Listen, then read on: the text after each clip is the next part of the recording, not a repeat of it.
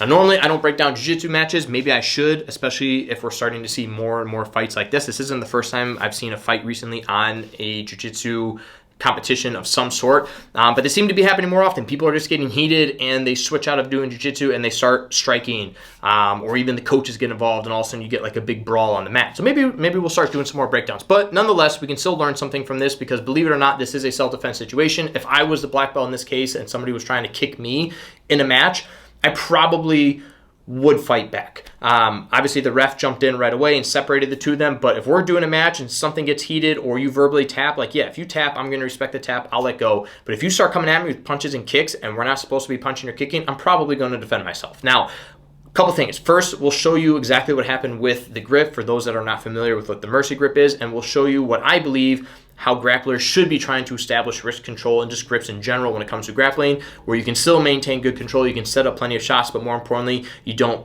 result getting wrist locked like this guy. Secondly, we'll show you how to defend a leg kick to the body, which this guy does a great job of catching it. So we'll go, we'll go based off the catch and show you a few counters that you can do, or what this guy could have done in the situation, where not only could he have swept the guy in a few different ways, but he also could have fired back with a few strikes of his own.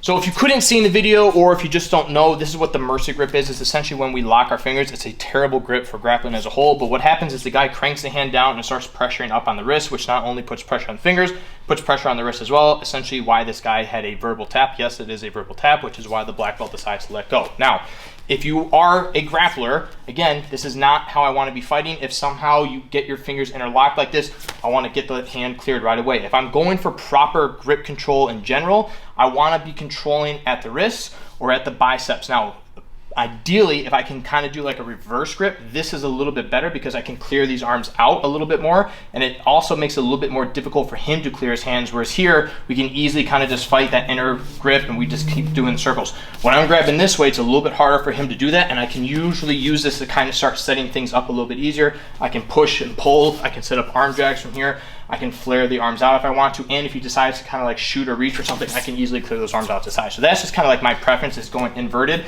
But again, you can also mix and match. Ideally, I'm just trying to focus on controlling the wrist, I'm trying to focus on controlling the biceps, and then ultimately I'm trying to get inside control. But again, the mercy grip, if you talk to any like high level grappler, this is not a great position to be in. So once again, if you find yourself in here, either quickly make them scream mercy and verbally tap, or rip your hands out and go right back to a neutral position. Now the kick, right?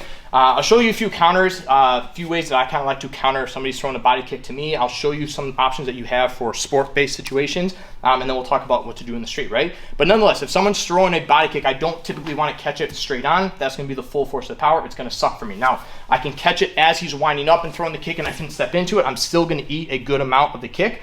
Just again, not as bad as if I was fully squared up. So ideally, in my opinion, the best option is as he's throwing the kick, I'm going to scoot the same direction and catch it as it's now passing through the center. Again, this is the least amount of power of the kick's going to have, better chance for me to catch it. Now from here, we have a few options.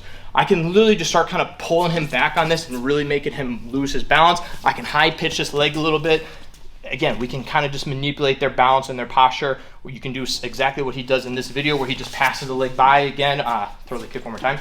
It could be one where I kind of like pull him out and then pass it by and just cause him to lose his balance and fall to the ground. If we want to throw quick counters, one that I like to do is as I catch this kick, I'll lean back, pass the leg through. Maybe I'll throw a couple quick shots, but typically I'll pass it through and fire off with a kick of my own, again, if we're talking sport.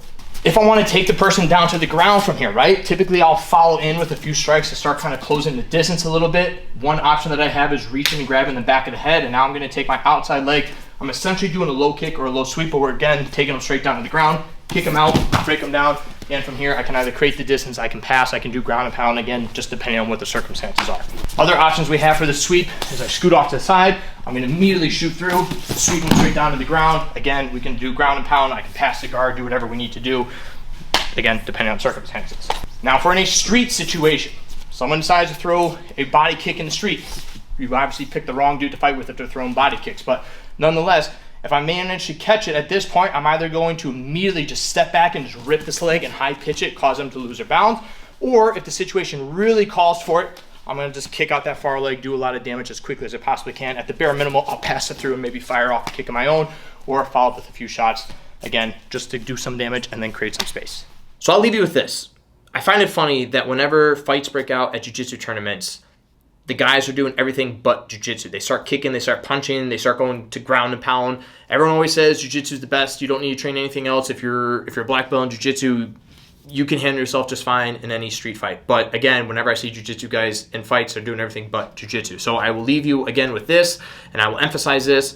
If you want to have good self-defense, if you want to be able to protect yourself and really be able to protect yourself against just about any violent encounter, you have to be well-rounded. I do need to know how to grapple. I do need to know how to stay standing on my feet, so wrestling is a plus.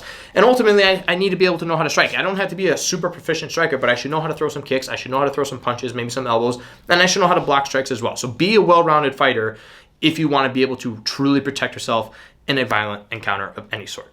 Stay safe.